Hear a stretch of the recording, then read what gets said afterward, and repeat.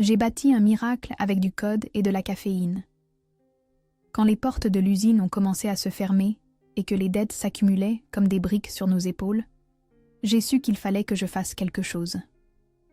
L'entreprise de ma famille, autrefois fière fabricante d'outils de précision dans la banlieue de Lyon, s'effondrait sous le poids de systèmes obsolètes et d'une gestion défaillante. Mon père, Jean-Louis, un homme respecté pour sa discipline et sa poigne, avait perdu son flair.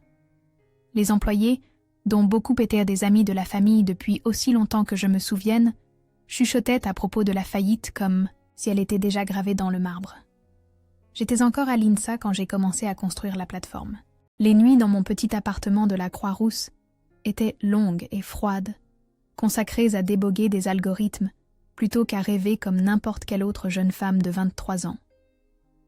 Chaque matin, au son des premiers tramways résonnant dans la rue, je me préparais un autre café, tandis que les chiffres et les codes dansaient devant mes yeux fatigués. J'ai conçu un système prédictif de gestion des stocks et de logistique basé sur l'intelligence artificielle, quelque chose de simple mais de révolutionnaire. Mon professeur d'ingénierie, Martin, m'a prévenu que j'étais trop ambitieuse. Hélène, les entreprises familiales comme la tienne mettent du temps à s'adapter aux nouvelles technologies, m'a-t-il dit un après-midi après les cours. Mais je n'avais pas le temps de douter. Chaque jour qui passait, je voyais mon père vieillir de 10 ans, accablé par les soucis. Ma mère, toujours la voix de la raison, me serrait dans ses bras lors des rares occasions où je visitais la maison familiale à Bronn. « Ton père est têtu, ma chérie. Il n'acceptera pas facilement que sa petite fille ait la solution, me murmurait-elle en préparant une quiche lorraine, ce parfum de mon enfance qui me donnait toujours la force de continuer. La première fois que j'ai présenté le système à mon père, il n'a même pas levé les yeux de ses papiers. « Laisse-moi travailler, Hélène. On a déjà assez de problèmes sans tes expériences universitaires, m'a-t-il lancé. Ça faisait mal, mais ça ne me surprenait pas. Pour lui, j'étais encore la petite fille qui dessinait sur ses plans avec des crayons de couleur. C'est mon frère Charles qui m'a donné ma chance. En tant que responsable de la production, il avait assez d'autorité pour mettre en place un projet pilote dans une petite section de l'usine. « Tu as 2 semaines, m'a-t-il dit. Si ça marche, je parlerai à papa. Sinon, on oublie tout ça et tu te trouves un travail normal comme le veut maman. » Pendant ces 2 semaines, j'ai à peine dormi. J'ai installé les capteurs moi-même, grimpant sur des étagères et rampant sous les machines. J'ai configuré le système la nuit, quand l'usine était vide et silencieuse, avec pour seule compagnie occasionnelle le vieux Firmin, le gardien de sécurité qui m'apportait des thermos de café chaud et me racontait des histoires de l'époque où mon grand-père avait fondé l'entreprise dans les années 60. Les résultats sont arrivés plus vite que prévu. En 1 mois seulement, nous avions réduit les déchets de 60% dans la section test. La production a augmenté et, plus important encore, nous avons détecté une défaillance sur une des machines avant qu'elle ne provoque une catastrophe coûteuse. Charles était impressionné. Mon père, enfin, a prêté attention. « Explique-moi. » Encore une fois, m'a-t-il demandé un après-midi, assis en face de moi dans la salle de réunion qui m'avait toujours semblé trop grande et ostentatoire pour notre modeste entreprise familiale. Je lui ai montré les graphiques, je lui ai expliqué les algorithmes en des termes qu'il pouvait comprendre, je lui ai présenté des projections financières claires et réalistes. « Ça pourrait fonctionner », a-t-il finalement concédé, avec ce demi-sourire qu'il montrait rarement.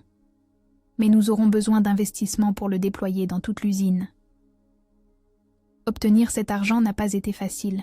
Banques, investisseurs privés, même certains parents riches. Tous hésitaient.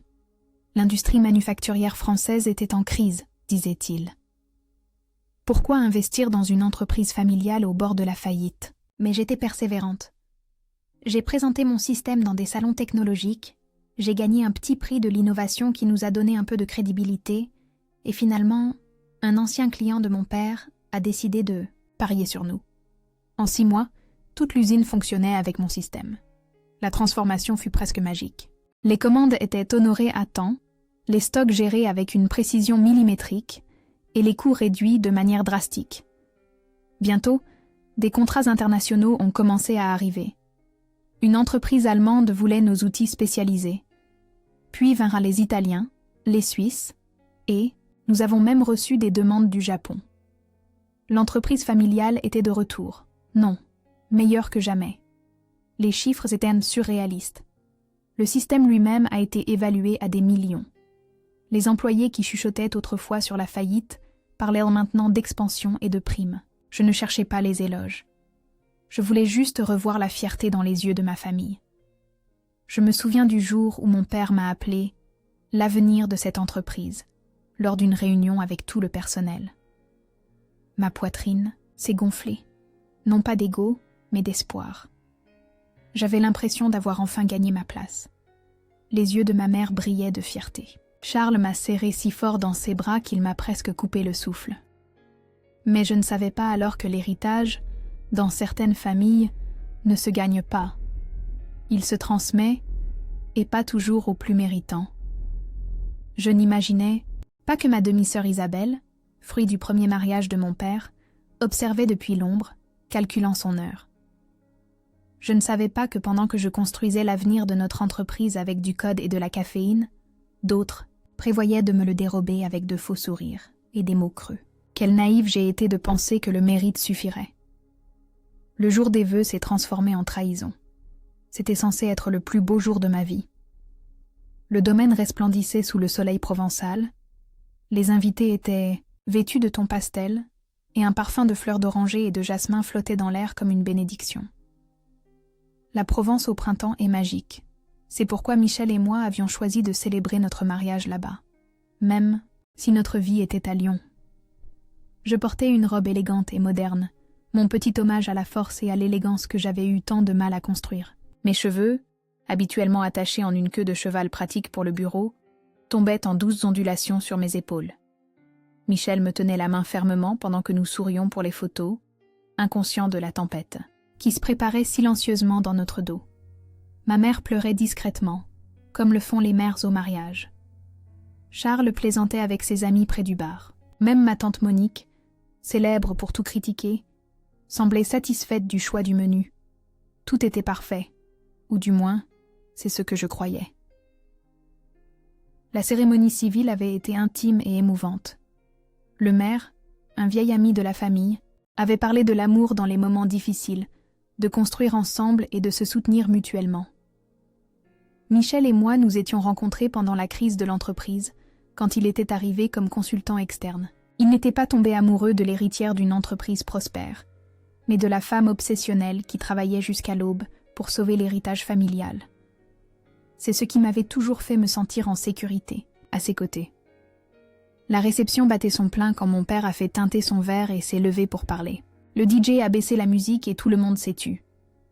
Je souriais, m'attendant à un toast, à une bénédiction pour notre nouveau chapitre. Michel a serré ma main sous la table. Je veux remercier tout le monde d'être venu célébrer ce jour si spécial, a commencé mon père, avec cette voix grave qui imposait toujours le respect lors des réunions d'affaires. Voir ma petite Hélène si heureuse me remplit de fierté. J'ai acquiescé, retenant mes larmes. Après des années de relations compliquées, je sentais enfin que mon père me voyait, me valorisait.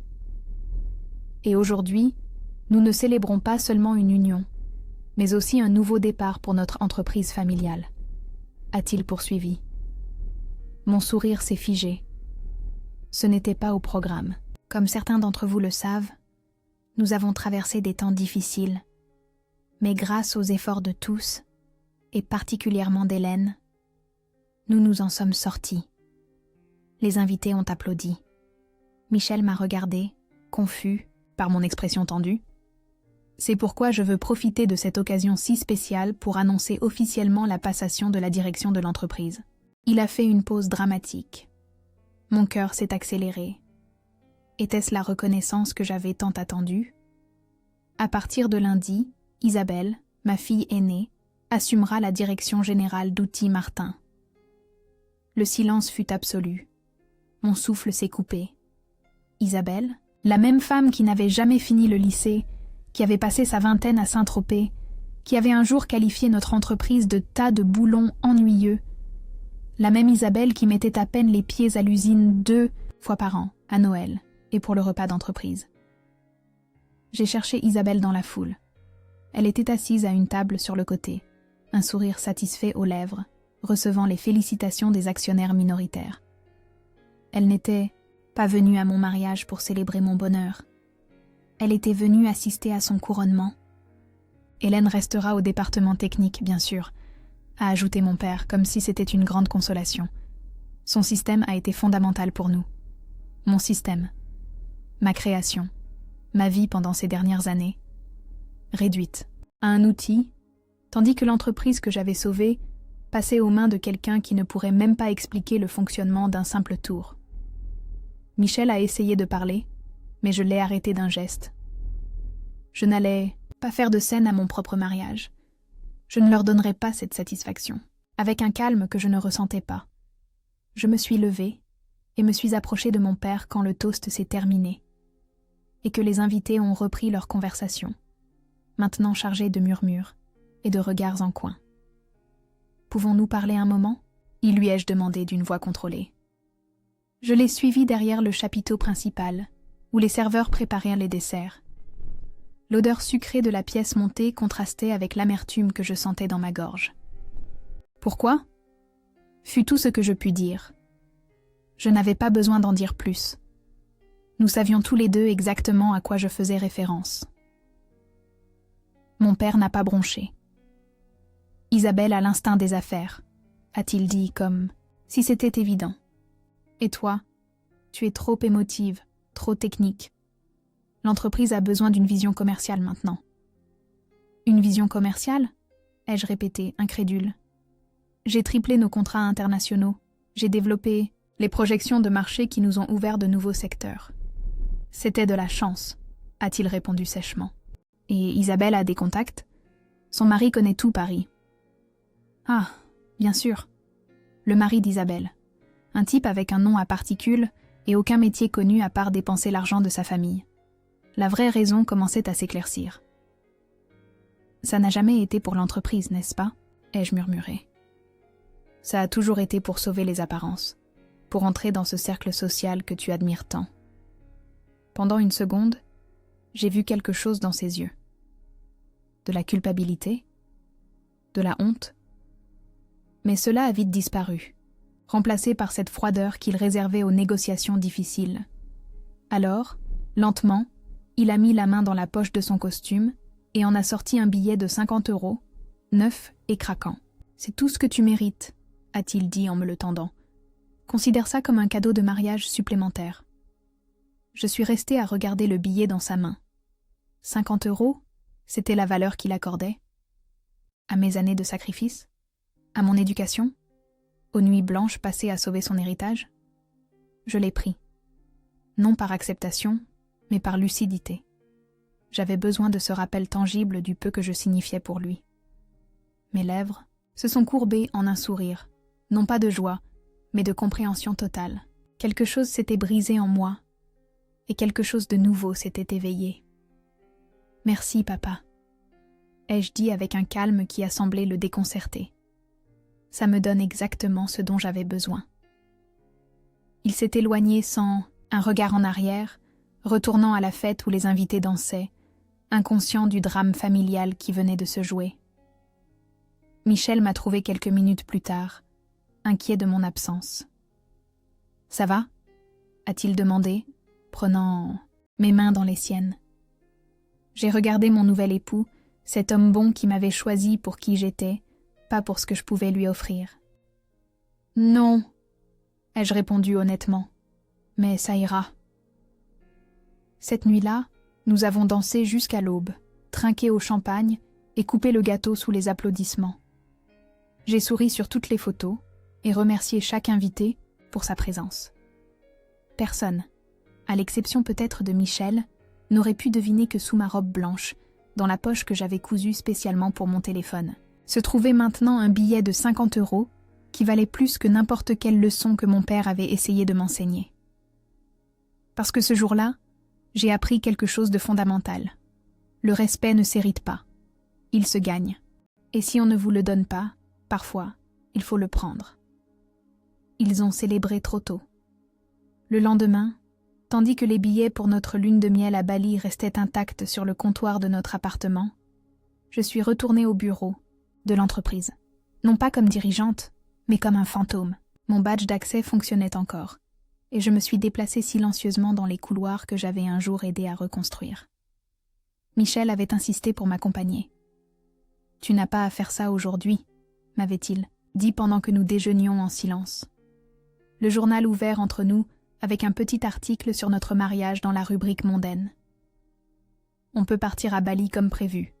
Oubliez tout ça pendant quelques semaines. J'ai besoin de voir, lui avais-je simplement répondu. Il avait compris. Il comprenait toujours. Le siège d'outils. Martin occupait un bâtiment moderne dans le parc technologique de Bron. J'avais moi-même supervisé la rénovation lorsque nous avions décidé de quitter le vieil entrepôt de la zone industrielle. De grandes baies vitrées, des espaces ouverts, et au centre, la salle de contrôle où mon système surveillait chaque aspect de la production et de la logistique. Mon petit royaume de données et d'efficacité. Mais maintenant, en entrant, j'ai remarqué les premiers changements. L'équipe d'Isabelle avait déjà commencé à laisser sa marque. Les moniteurs épurés et fonctionnels que j'avais conçus étaient remplacés par des écrans tactiles ostentatoires avec des graphismes tape à l'œil, mais peu pratiques.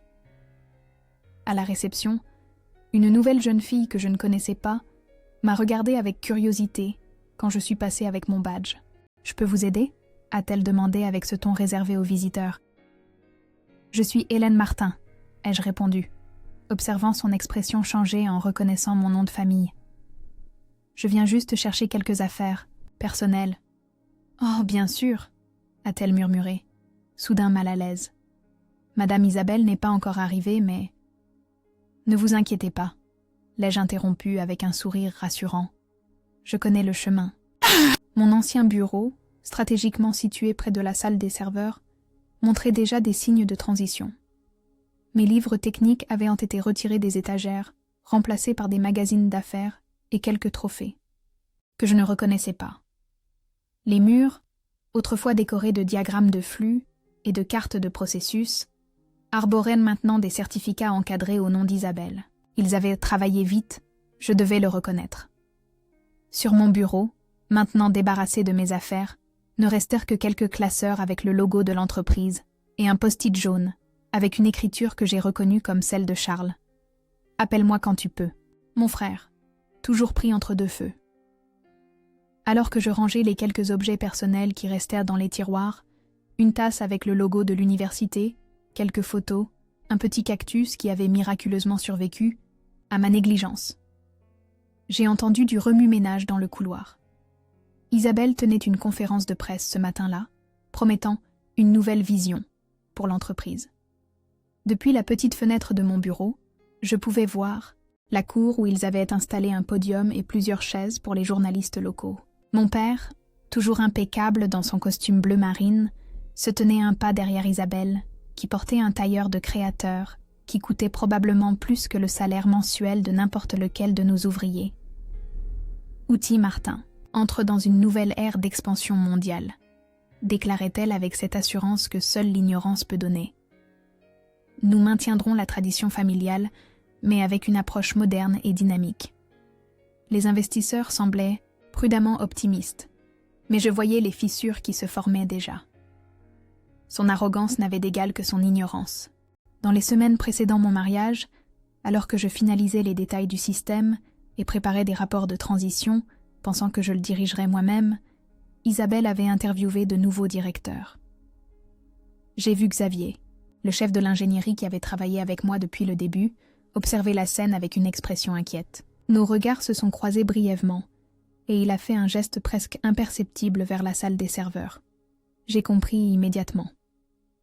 Esquivant un groupe de journalistes qui entraient dans le bâtiment, je me suis dirigée vers le cœur technologique de l'entreprise. Xavier m'attendait là, nerveux, regardant constamment vers la porte. « Tu ne devrais pas être ici », a-t-il dit en guise de salut. Isabelle a été très claire sur « Que se passe-t-il, Xavier ?» ai-je coupé directement. Il a soupiré, passant une main dans ses cheveux grisonnants. Il licencie des gens clés. Hier, ils ont viré Martha et toute son équipe de développement. Ils disent donc qu'ils vont sous-traiter cette partie. Martha avait été l'une de mes premières embauches, une programmeuse brillante qui comprenait parfaitement l'architecture du système. Et le système ? Ai-je demandé, bien que je devine déjà la réponse. Il le démantèle petit à petit, a-t-il confirmé. Isabelle le trouve froid et mécanique. Elle veut quelque chose de plus visuel, de plus. Comment a-t-elle dit ? Intuitif pour les non-techniciens. Je me suis approché de la console principale et j'ai tapé rapidement. Les écrans ont montré ce que je craignais. Des parties entières du système étaient modifiées, simplifiées au point d'être inutiles. Les protections et les redondances que j'avais soigneusement mises en place étaient supprimées une par une. « Ça va planter », ai-je murmuré. Plus pour moi-même que pour Xavier. Sans les protocoles adéquats, sans le calibrage correct, toute la structure deviendra instable. Je sais, a acquiescé Xavier. J'ai essayé de lui expliquer, mais Isabelle dit que nous sommes trop conservateurs, que son équipe de consultants externes a des méthodes plus modernes. Des consultants externes, probablement des amis de son mari, avec des sociétés écrans et des factures gonflées. Combien de temps ? Ai-je demandé. Xavier a compris la question sans avoir besoin de plus de détails. À ce rythme, 1 semaine, peut-être moins. Ils ont déjà des problèmes avec le module de gestion des stocks. Hier, nous avons eu 3 alertes de niveau. 3 que personne n'a su interpréter. Des alertes de niveau 3, précurseurs de défaillances graves dans la chaîne d'approvisionnement. Mon système essayait de les avertir, mais personne n'écoutait. Hélène. Xavier a encore baissé la voix. Il y a des rumeurs selon lesquelles ils vont vendre la division des outils spécialisés à une multinationale allemande. Ton père dit que c'est une alliance stratégique, mais nous savons tous ce que cela signifie. La division des outils spécialisés. Le cœur de l'entreprise, ce que mon grand-père avait fondé à l'origine. La vendre équivalait à se rendre, à transformer Outils Martin en un simple distributeur, une coquille, vide avec un nom de famille. J'ai respiré profondément, essayant de contrôler le mélange de rage et de tristesse qui menaçait de m'étouffer. Je n'allais pas pleurer. Pas ici, pas maintenant. « Merci Xavier », ai-je finalement dit. « Prends soin de toi. »« Qu'est-ce que tu vas faire ?» a-t-il demandé, l'inquiétude évidente sur son visage.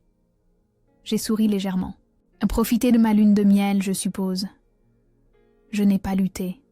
Je n'ai pas crié. J'ai simplement récupéré mes affaires, souri poliment à ceux qui me regardaient avec pitié, et je suis partie. Mais je n'abandonnais pas. Je me préparais. Parce que pendant qu'ils dansaient dans la salle de réunion, j'étais déjà en train de construire quelque chose de plus grand, en silence, avec précision et avec la lucidité de quelqu'un qui n'a plus rien à perdre. En sortant du bâtiment, j'ai jeté un dernier regard au logo familial au-dessus de l'entrée principale. Mon grand-père disait souvent qu'un outil bien fait dure toute une vie. J'étais le meilleur outil que cette entreprise avait jamais créé, et j'étais sur le point de le prouver. Cet après-midi-là, tandis qu'Isabelle posait pour des photos avec des investisseurs et que mon père signait des papiers qu'il n'avait probablement pas lus, j'étais dans mon bureau à la maison, avec 3 ordinateurs allumés et une détermination froide que je n'avais jamais ressentie auparavant. Michel est entré silencieusement, laissant une tasse de café à côté de moi sans poser de questions. « Tu es sûr que tu ne veux pas aller à Bali ?» a-t-il finalement demandé, s'asseyant à mes côtés. « Il ne s'agit plus de vacances, Michel », ai-je répondu sans quitter des yeux l'écran où j'écrivais des lignes de code à une vitesse vertigineuse. « Il s'agit de justice. » Il a hoché la tête, comprenant ce que même moi je ne pouvais pas expliquer, complètement. « De quoi as-tu besoin ?» a-t-il simplement demandé. « De temps, » ai-je répondu. « Et peut-être d'un avocat. » Il a souri, ce sourire qui m'avait fait tomber amoureuse de lui. Heureusement, j'ai un beau-frère qui est le meilleur avocat en droit des affaires de Lyon. Alors que la nuit tombait sur la ville, une étrange tranquillité s'est emparée de moi. Les moniteurs projetaient leur lumière bleutée sur mon visage pendant que je préparais méticuleusement la suite des événements. Ce n'était pas de la vengeance, me suis-je dit. C'était une correction, un rééquilibrage nécessaire, Et pour la première fois depuis des semaines, j'ai ressenti la paix. Jour 1 de la prise de contrôle. Le système les rejette. Quand Isabelle et son équipe ont tenté de se connecter à la plateforme opérationnelle centrale le lendemain matin, ils se sont retrouvés bloqués. Des messages d'erreur les ont accueillis. Accès refusé. Les téléphones ont commencé à sonner. Les commandes ne pouvaient pas être traitées. Les livraisons étaient retardées. Les clients paniquaient. Mon système, ma technologie, avait été le squelette qui soutenait tout. Et sans la clé que je seul possédais, il commençait à s'effondrer. Ce n'était pas prémédité, pas exactement. Le système avait toujours été conçu avec plusieurs couches de sécurité. J'étais paranoïaque quant à la protection des données, surtout après qu'un concurrent ait tenté de pirater nos serveurs l'année précédente. J'avais mis en place des protocoles d'authentification complexes et des systèmes de sauvegarde qui nécessitaient une validation régulière. Sans ma supervision quotidienne et les codes appropriés, des pans entiers du système se fermaient, simplement comme un organisme qui détecte une infection et isole la zone affectée. Mon portable a vibré sans cesse toute la matinée. D'abord, des messages de Xavier. Tout est en train de lâcher. Personne ne sait quoi faire. Puis sont arrivés les emails de clients alarmés. Finalement, les appels de numéros que je ne reconnaissais pas, probablement les nouveaux conseillers d'Isabelle. Michel et moi prenions notre petit déjeuner dans un café de la place des terreaux, buvant un diabolo menthe et partageant des croissants.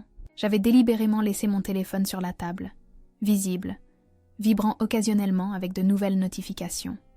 « Tu ne réponds pas ?» a demandé Michel, désignant le téléphone de la tête. « Pas encore, » ai-je répondu calmement, en trempant mon croissant dans mon café. « D'abord, finissons notre petit déjeuner. » Au début, ils ont pensé que c'était une panne informatique. Je l'ai su par les messages de plus en plus désespérés qui arrivaient. Ils ont engagé des sociétés informatiques externes, des experts en sécurité, même une équipe de récupération de données de Paris qui facturait des tarifs exorbitants à l'heure. Ils ont essayé de restaurer des sauvegardes, de réécrire du code, même de menacer d'action en justice les fournisseurs de logiciels. Mais le système avait été construit avec des couches de cryptage et des protocoles d'autoprotection. Ce n'était pas du sabotage, c'était de l'architecture. Sans l'intégration et la supervision adéquates, toute la structure devenait inerte. « Allons nous promener », ai-je suggéré à Michel quand nous avons eu fini. Nous avons marché jusqu'à la colline de Fourvière, d'où nous pouvions voir la ligne d'horizon moderne où se trouvaient les bureaux de l'entreprise. Je me suis demandé si, à ce moment-là, ils étaient en crise totale. À midi, j'ai reçu un appel de Charles. J'ai hésité un moment avant de répondre. « Hélène, que se passe-t-il » Sa voix était tendue, presque un murmure. « Tout s'effondrait ici. »« Vraiment » ai-je répondu avec une surprise feinte. « Comme c'est étrange. »« S'il te plaît » a-t-il supplié. « Isabelle est furieuse.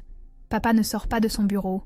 Les Allemands ont annulé le contrat préliminaire parce que nous ne pouvons pas garantir les délais de livraison. »« Quel dommage » ai-je dit, en gardant un ton neutre.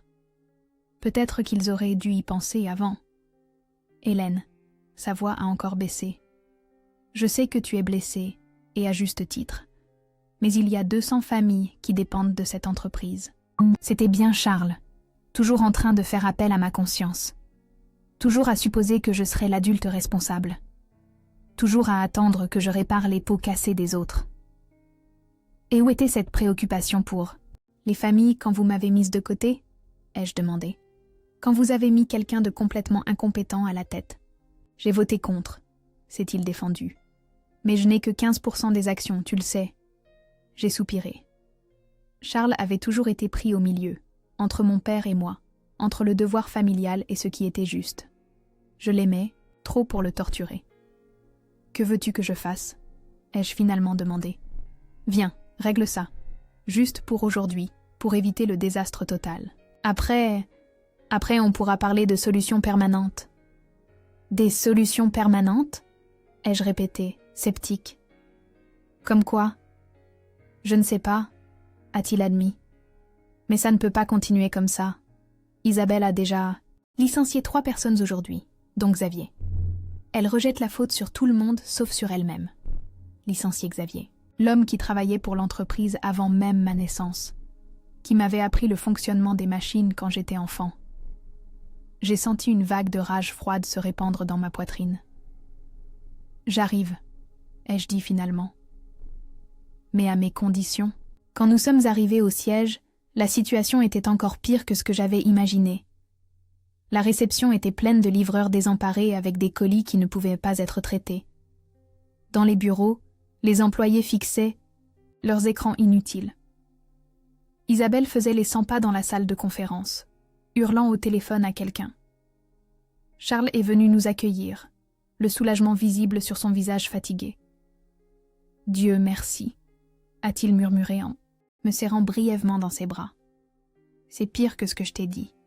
Nous avons des commandes bloquées pour plus de 2 millions d'euros, et la production est complètement à l'arrêt. » Michel a décidé d'attendre au café. « C'est une affaire de famille », a-t-il dit en me serrant la main avant de partir. « Je serai là si tu as besoin de moi. » Mon père était dans son bureau, comme l'avait dit Charles. Quand je suis entrée, il a levé les yeux de son ordinateur. Pendant un instant, j'ai vu quelque chose qui ressemblait à de la honte dans ses yeux. Mais cela a été rapidement remplacé par son expression autoritaire habituelle. « Hélène », a-t-il dit en guise de salut, comme si de rien n'était. Comme s'il n'avait pas ruiné mon mariage avec sa trahison. « Papa », ai-je répondu froidement, « Charles dit que vous avez des problèmes. »« Rien que nous ne puissions résoudre », a-t-il affirmé, bien que les cernes profonds sous ses yeux racontent une autre histoire. « Nous avons juste besoin que des techniciens récupèrent l'accès au système. »« Ce n'est pas si simple, » ai-je expliqué, m'asseyant sans y être invité. « Le système est conçu pour se protéger. Ce n'est pas seulement une question de mots de passe ou d'accès. Il y a des protocoles, des séquences, des vérifications. Alors arrange ça, a-t-il ordonné, comme il le faisait toujours quand il ne comprenait pas quelque chose de technique. Fais ce qu'il faut. Pourquoi devrais-je ? Ai-je demandé calmement. Je ne travaille plus ici. Tu te souviens ? Isabelle est la nouvelle directrice générale. Avant qu'il ne puisse répondre, la porte s'est ouverte brusquement. Isabelle est entrée comme une tornade, sa coiffure parfaite maintenant, en désordre, son tailleur de créateur froissé après des heures de crise. « Qu'est-ce que tu as fait ?» m'a-t-elle accusé directement. « Qu'est-ce que tu as fait au système ?» Je me suis adossée à ma chaise, l'observant. « Je n'ai rien fait qui n'était pas déjà programmé. » ai-je répondu tranquillement. « Le système a des protocoles de sécurité. Sans la validation adéquate, sans la maintenance correcte, il se protège, tout simplement. »« C'est du sabotage !» a-t-elle crié. « Nous allons te poursuivre en justice. Nous allons te ruiner. Allez-y !» l'ai-je invité, souriant légèrement. Expliquez à un juge comment vous avez pris le contrôle d'un système critique sans comprendre son fonctionnement. Comment vous avez licencié les experts qui le maintenaient, comment vous avez ignoré tous les avertissements. Elle s'est tournée vers mon père, cherchant du soutien. « Dis-lui quelque chose. C'est ton entreprise qu'elle est en train de détruire. »« Notre entreprise, » a-t-il corrigé, et pour la première fois, j'ai noté une fissure dans sa confiance habituelle. « Hélène, s'il te plaît, il y a beaucoup en jeu. » J'ai regardé autour de moi, ce bureau où tant de décisions avaient été prises, où je m'étais si souvent sentie invisible. Puis j'ai sorti mon téléphone et consulté mes emails. J'ai 27 messages de clients inquiets, ai-je dit. 18 de fournisseurs qui n'ont pas reçu de confirmation de paiement. Et 4 d'investisseurs qui envisagent de retirer leur soutien. J'ai respiré profondément, ressentant une étrange paix. L'entreprise perd de l'argent chaque heure.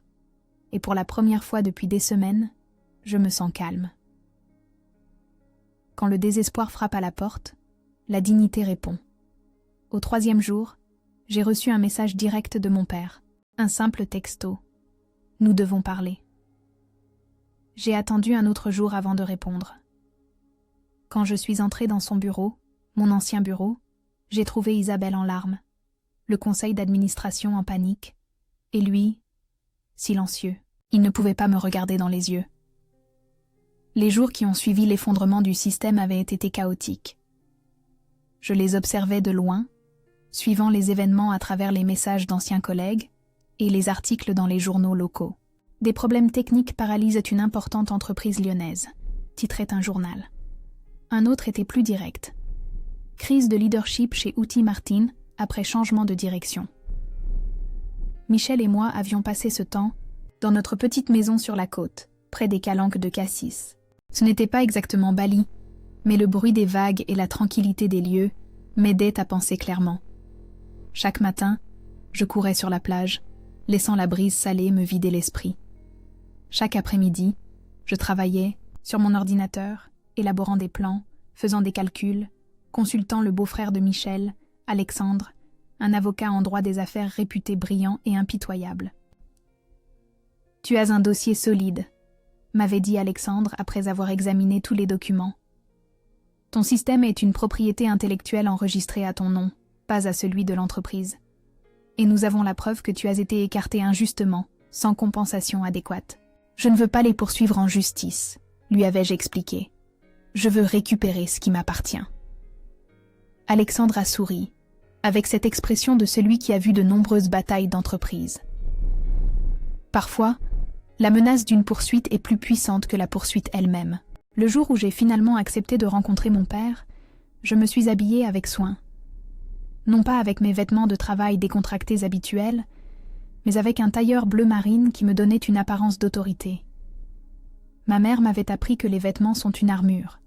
« Habille-toi pour le poste que tu veux, pas pour celui que tu as », me disait-elle, souvent. Aujourd'hui, je voulais le poste de mon père. Isabelle était assise en face du bureau, les yeux rougis et une expression défaite. Mon père occupait son fauteuil habituel, mais il semblait avoir vieilli de 10 ans en quelques jours. Seulement. Charles se tenait près de la fenêtre, regardant la cour où les ouvriers fumaient nerveusement, conscients que leur avenir était en jeu. « Hélène !» a rompu le silence mon père quand je suis entrée. « Merci d'être venue. » Je me suis assise sans hâte, posant ma mallette sur mes genoux. J'ai attendu. « La situation est compliquée, » a-t-il poursuivi, choisissant ses mots avec soin. Le système ne répond pas. Les clients annulent leurs commandes. Les banques menacent de réclamer le remboursement des prêts. « Je sais », ai-je répondu simplement. Isabelle a laissé échapper un grognement de frustration. « Tu sais, c'est tout ce que tu as à dire ? L'entreprise de ta famille est au bord de la faillite. » Je l'ai regardée droit dans les yeux, avec la tranquillité de celle qui n'a plus rien à perdre. « Ma famille ? C'est curieux. Il y a une semaine, à mon mariage, il semblait que ce n'était que votre entreprise. Nous avons fait une erreur, » est intervenu mon père, d'un ton que je ne lui avais jamais entendu. Il semblait presque humble. « S'il te plaît, reviens, règle ça. » J'ai fait une pause. Puis, calmement, j'ai sorti de mon sac un billet de 50 € et je l'ai posé sur le bureau. « C'est tout ce que vous méritez, » ai-je dit. La pièce est tombée dans un silence stupéfait. Les mêmes mots qu'il m'avait dit, le même geste humiliant, retourné comme un miroir. Mon père a pâli. Isabelle semblait confuse. Charles a mis la main devant sa bouche, étouffant ce qui aurait pu être un rire ou un gémissement d'horreur. Je me suis levée pour partir, puis je me suis arrêtée. « Je vais vous faire une offre », ai-je dit en me retournant. « Je rachète l'entreprise, à sa valeur de marché actuelle, sans faveur, sans titres honorifiques. Vous serez actionnaire, rien de plus. »« Racheter ?» a répété mon père, incrédule. « Hélène, tu n'as pas ce genre d'argent. » J'ai souri légèrement. « J'ai des investisseurs intéressés, et j'ai la propriété intellectuelle du système qui maintient cette entreprise en vie. Système que, soit dit en passant, j'ai enregistré à mon nom, pas à celui d'Outil Martin. » Isabelle s'est levée, indignée. « C'est impossible. Tu l'as développé pendant que tu travaillais ici. »« Sur mon temps libre, » ai-je corrigé. « Avec mon propre équipement. Il y a des registres détaillés de chaque heure que j'ai passée, de chaque ligne de code. Mon avocat a toute la documentation prête. » Mon père me regardait avec un mélange de surprise et de quelque chose qui aurait pu être du respect. « As-tu toujours prévu cela ?» a-t-il demandé. « Non, » ai-je répondu honnêtement. « Je n'ai jamais voulu être autre chose qu'une partie de cette entreprise. Je n'ai jamais cherché le contrôle. Je voulais juste que mon travail soit valorisé. J'ai fait une pause. C'est vous qui m'avez appris qu'en affaires, il faut se protéger. Charles s'est approché du bureau. Quels sont tes termes exactement? J'ai ouvert ma mallette et j'ai sorti 3 copies d'un document préparé par Alexandre. Tout est là. J'offre 12 millions pour 60% des actions. C'est plus que ce que vaut l'entreprise dans son état actuel. Vous conserverez 40% en tant qu'actionnaire passif, avec des dividendes annuels, mais sans pouvoir de décision. 12 millions, a murmuré Isabelle, calculant clairement sa part. C'est moins que ce qu'elle valait il y a 1 mois. Il y a 1 mois, elle fonctionnait, ai-je répondu simplement. Aujourd'hui, elle est paralysée, perd des clients et accumule des pénalités pour non-respect des contrats. Mon père a pris l'un des documents, tournant lentement les pages. « Où as-tu trouvé l'argent ?» a-t-il demandé. « J'ai un consortium d'investisseurs technologiques intéressés par mon système, pas par votre gestion, » ai-je expliqué. Ils sont prêts à apporter le capital nécessaire en échange d'une expansion contrôlée et de licences de la technologie pour d'autres secteurs. Je n'ai pas mentionné que parmi ces investisseurs se trouvait Martin, mon ancien professeur d'université, maintenant directeur d'un fonds de capital risque spécialisé dans la technologie, qui avait toujours cru en moi, ni que le groupe comprenait 3 anciens clients qui faisaient plus confiance à ma vision qu'à celle d'Isabelle. « Et si nous refusons ?» a demandé mon père, cherchant toujours à négocier. J'ai ramassé mes papiers calmement. Alors j'exercerai mes droits sur la propriété intellectuelle. Je retirerai complètement le système. Et je vendrai la technologie à vos concurrents. J'ai haussé les épaules. L'entreprise vaudra alors ce que valent ses bâtiments et ses machines. Peut-être 5 millions, avec de la chance. J'ai vu le moment exact où mon père a réalisé qu'il avait perdu. Ce n'est pas quand j'ai mentionné l'argent, ni quand j'ai présenté les documents légaux. C'est quand il m'a regardé dans les yeux et a vu que je n'étais plus la fille désespérée d'obtenir son approbation. J'étais une femme d'affaires lui offrant la seule issue possible à une situation impossible. Il a hoché la tête lentement. Il n'avait pas le choix. L'entreprise coulait. Mon offre était le salut, ou l'extinction. Je vais devoir consulter le conseil, a-t-il dit finalement. Une dernière tentative de garder un semblant de contrôle. Bien sûr, ai-je concédé. Vous avez 48 heures. Après, je retire l'offre et j'entame les poursuites judiciaires. Alors que je me dirigeais vers la porte, Charles m'a rattrapé dans le couloir. « Tu es sûr de toi ?» a-t-il demandé à voix basse. « C'est beaucoup d'argent, beaucoup de responsabilités. » Je lui ai souri, avec une réelle affection. Mon frère, toujours inquiet, toujours en quête d'équilibre. « Plus sûr que jamais, » ai-je répondu. « Et je veux que tu saches qu'il y aura toujours une place pour toi. Pas en tant que frère, mais parce que tu es bon dans ce que tu fais. » Ses yeux se sont légèrement embués. Je n'ai jamais été d'accord, tu sais, avec ce qu'ils ont fait. Je sais, ai-je acquiescé. C'est pour ça que je veux que tu restes directeur de la production, si tu le veux. En sortant du bâtiment, j'ai remarqué les regards des employés. Ce n'étaient pas des regards de pitié, comme les jours précédents.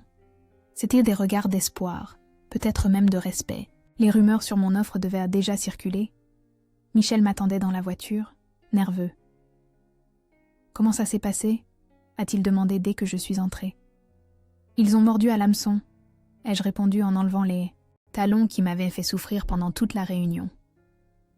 Maintenant, il ne reste plus qu'à attendre. « Tu crois qu'ils vont accepter ?» J'ai regardé le bâtiment qui serait bientôt le mien. « Ils n'ont pas le choix, ai-je dit. Et ils le savent. » Construite sur des cendres, gouvernée par le feu. En quelques semaines, j'ai finalisé l'acquisition. Ma nouvelle entité a absorbé l'entreprise, ses actifs et ses dettes. J'ai réintégré les ingénieurs, réactivé le système d'IA et renégocié les contrats avec les clients. En 6 mois, les bénéfices ont doublé. En 1 an, nous avons dépassé les 180 millions d'euros de valorisation. Les médias ont appelé cela le comeback du siècle. Le jour où nous avons signé les derniers papiers fut étrangement sans relief. Dans le bureau d'Alexandre, avec vue sur le confluent du Rhône et de la Saône, mon père, Isabelle et moi avons signé document après document dans un silence presque cérémoniel. Pas de discours, pas de toast, pas de félicitations. Juste le crissement des stylos sur le papier et le murmure occasionnel d'instructions du notaire.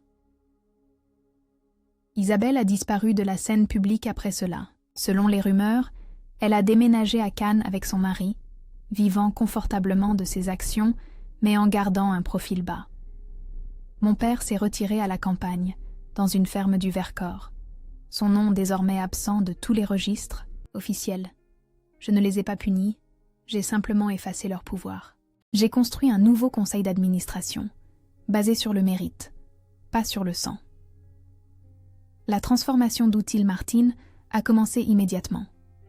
Le premier jour sous ma direction, j'ai réuni tous les employés dans la cour centrale de l'usine. Ils étaient nerveux, inquiets de nouveaux changements, de nouveaux licenciements.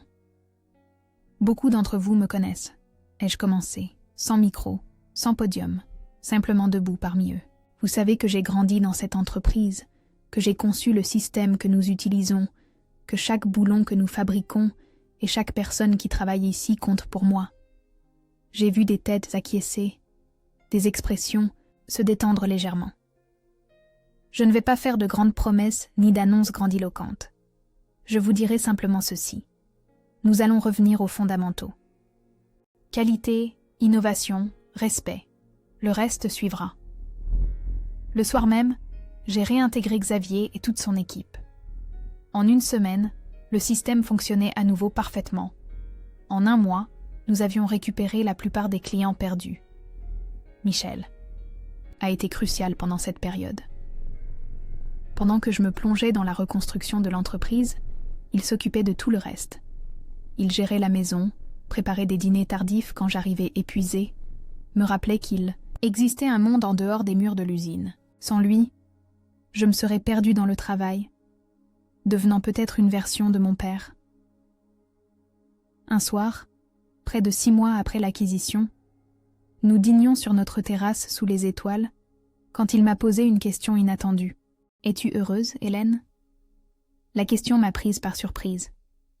J'étais fatiguée, oui, mais aussi satisfaite, accomplie. « Je crois que oui, » ai-je répondu après avoir réfléchi.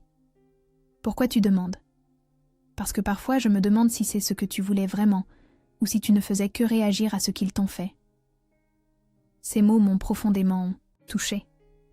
Cette entreprise était-elle vraiment mon rêve, ou juste un champ de bataille que j'avais besoin de gagner?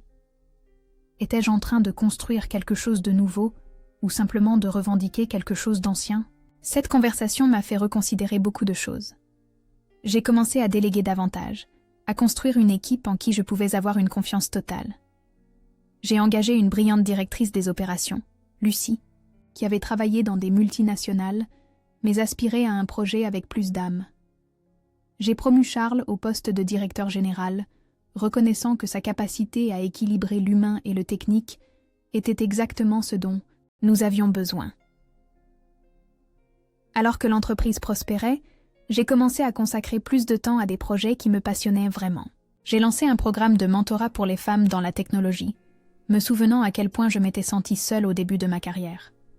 J'ai offert des bourses à des étudiants en ingénierie issus de familles modestes. J'ai transformé une partie de nos installations en un espace de coworking pour les startups technologiques. 1 an après l'acquisition, lorsque nous avons atteint la valorisation de 180 millions, les journalistes économiques voulèrent des interviews, les investisseurs appelaient constamment, les magazines d'affaires demandaient à me mettre en couverture. J'ai décliné la plupart de ces demandes. Je ne voulais pas être le visage d'une « histoire de vengeance réussie », comme l'a appelé un journal. C'était quelque chose de plus profond, de plus significatif.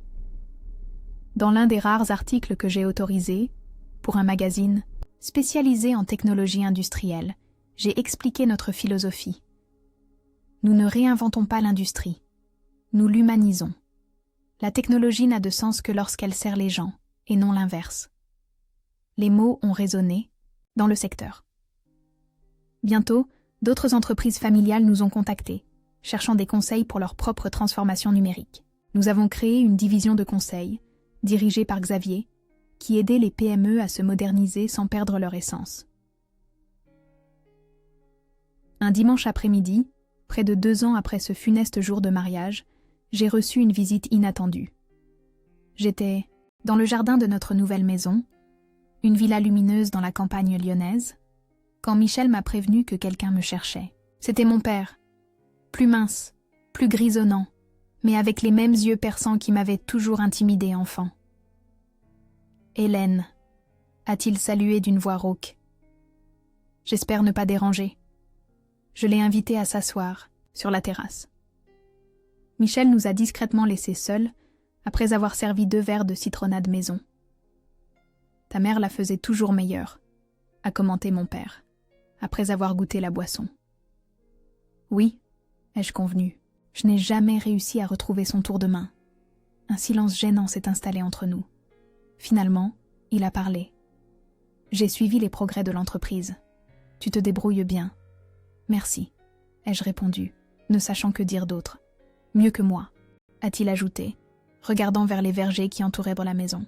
« Beaucoup mieux. » Ce n'étaient pas des excuses, pas exactement.